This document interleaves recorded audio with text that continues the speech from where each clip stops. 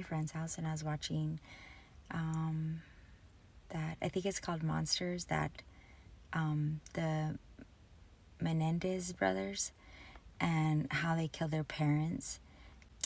Anyways, I don't want to ruin the show or anything if you haven't seen it, but you know, it just made me think, you know, these brothers endured so much abuse, torture. They were prisoners. Like, people, they repeat the cycle. They don't end the cycle, they repeat it. I basically view it as it's a difficult thing to endure, and it psychologically messes with your mind, and you have no sense of normalcy, or you just they don't even know what a normal life is. Like, I mean, whatever you want to call normal, but I mean in the sense where they didn't face abuse every day. They weren't afraid every single day of their life. And it's just a horrible condition to be raised in. But, you know, I know we all endure things, and we're not all, or we did not grow up in a perfect household, you know, and we all have faced challenges and received, you know. Anyways, so what I was just thinking is that, you know, most people who do abuse someone else in any kind of way, and even if there's like sexual abuse, alcoholism, drug addicts, what else? Even just physical violence, emotional abuse. It's like the way that they're taught and how to cope and how to live, and then they end up repeating the cycle over and over again, and it's literally a generational curse, if you want to say, or like it's something that is a cycle that's not being stopped. It's just being reproduced over and over again by each new family member that comes into each generation, and then the abuser who was abused.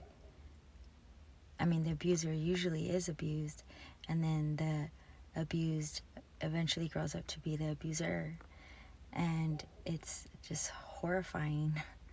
And you know, I feel everybody needs to learn to not repeat the cycle, to break that cycle.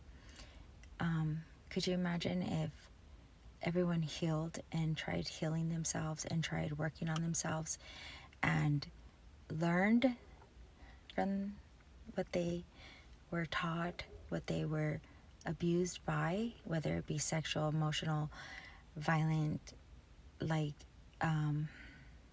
physical is what I wanted to say. Whatever kind of abuse there is, there's tons, but don't you think that usually they would just want to not repeat that cycle and stop it? I mean, could you imagine what better world we'd have if you would just stop the cycle and just stop it? Just realize, like, this is bad, this is not okay, and heal yourself and understand what occurred to you is not the way to deal with things, and is not the way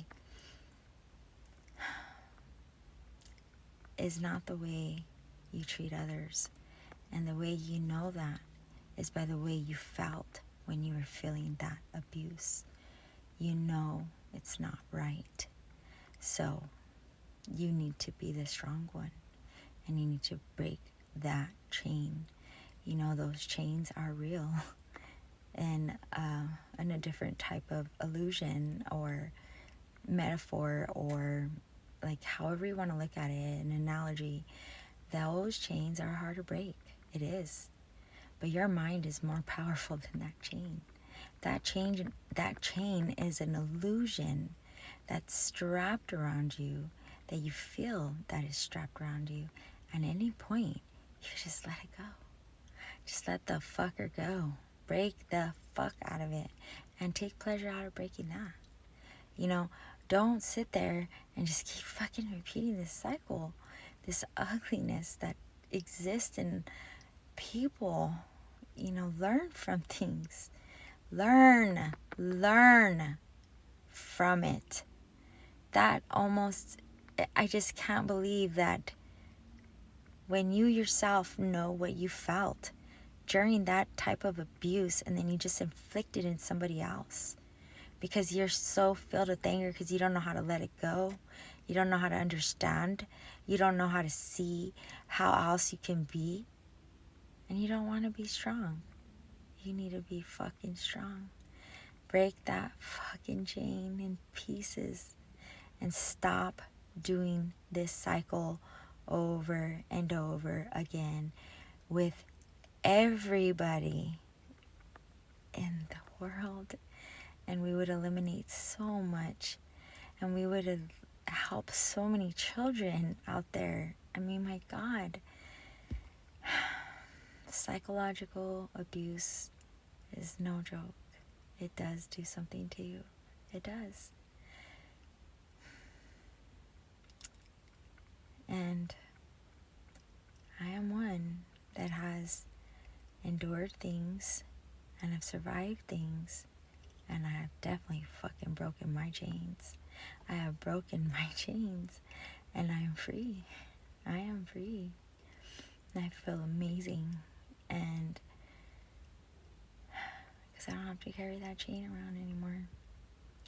I did not inflict any kind of abuse. Obviously not like that TV show or anything like that, but I did definitely not have didn't have it perfect, obviously. And it's not just my parents, obviously. You encounter people that are abusive as well, you know, and you fall in love with them sometimes. And they become your partner, you know. So it's not just, it's your own personal relationships, and it is also your upbringing. It's family you're around, friends you're around, things you're exposed to. There's just a lot of things. Oh boy. And that you can just go through. And I need to turn. There we go. Sorry, I'm in my car. But anyways, it can be done. I've done it. I have broken my chains. And am I perfect? No. But through understanding, through journaling, through researching things as like that are therapeutic, by recognizing my actions, by recognizing what I'm attracting, by recognizing what I'm attracting, why am I attracting that? What do I feel inside? We're like magnets. People are like magnets. So based on either what you're lacking or what you lack in your own thoughts, your mind, your feelings, whatever, that's what you're going to attract, because it's being right in front of you with somebody that you love, that you're with. Doesn't mean you carry the same traits or characteristics, or if they're an abuser, then you are an abuser. No, or you want it. No. It's something you need to heal. It's something it's like a puzzle. It's being presented to you that you need to figure that out. You need to search inside of you, and that's what I've done. When I have attracted somebody who is not the best person, let's use the example of somebody who's not emotionally available. Why? Am I emotionally available? Am I comfortable in being vulnerable? Am I actually even wanting to? Am I afraid of love? There's numerous things that you can look at it yourself when you're attracting somebody who has that, just for an example.